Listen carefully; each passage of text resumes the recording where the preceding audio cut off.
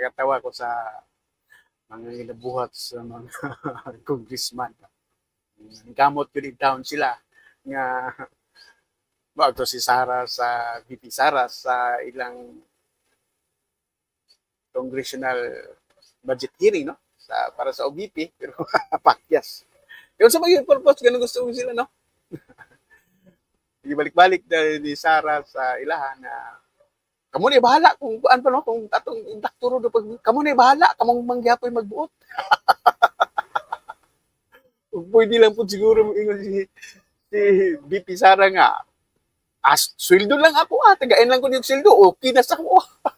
No? Pero mas bastos pang inana magod buhaton. No? So karon kay pakyas pud sila nga manggitaan og bikil si VP Sara kay diha man sa kana na hearing no sa atong sabtan diha nila pangitaan og bikil si Inday Sara aron ma-impeach pangitaan nila og bikil para ma-impeach ba during sa budget hearing pero wala man diya kay mga bugo no halata na kayo ang mga dula pero tanta kay sukok ang gula kay sila sa ila. Kay wala nang kortisina. No? Kay ginabastos na gina sila maayo. Kay sila, gibuto daw sila sa mga tao nila sa ilang 200,000 votes. Si Saldi ko, ako party list, 5%. No? 5% sa muna nakalingkod. So, ilam ng katungod kay sila may naa sa katungdanan doon sila man nakapabor pero butang tano nadili na taga ang budget tunoy nag-request sa para sa sunod tuig no wala mo buhat na project si Jesar pwede ako gula na di ba kung prangka-prangka na mag-istorya pwede ko sige ayaw ko nang tagay pero dili mo na siya pwede okay kung sa toy sa atong nasabtan kung sa toy budget mo to ihatag. Pero kung kunyari, anak man na atong kuan ron, wala imposible sa ato ang Congress ron.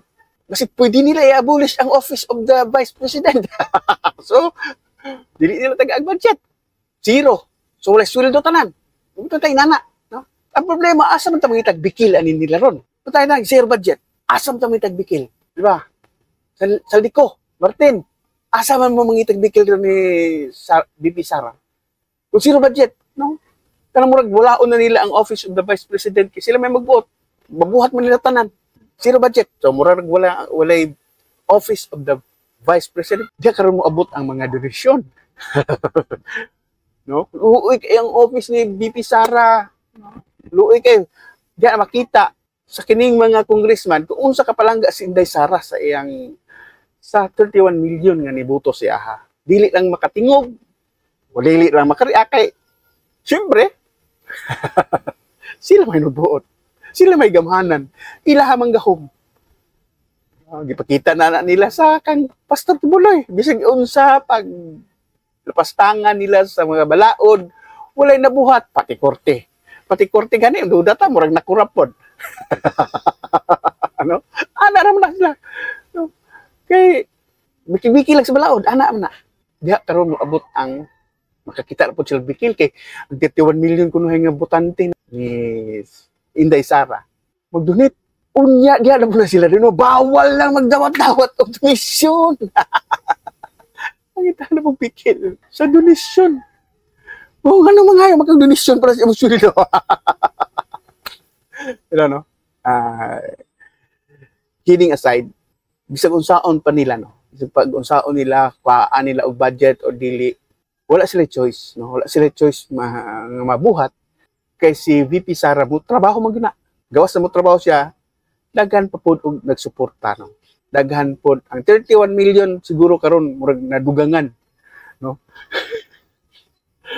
Isa pag-usaon ba, simple na analysis ba, mamutungay ra man ta. Pero simple analysis.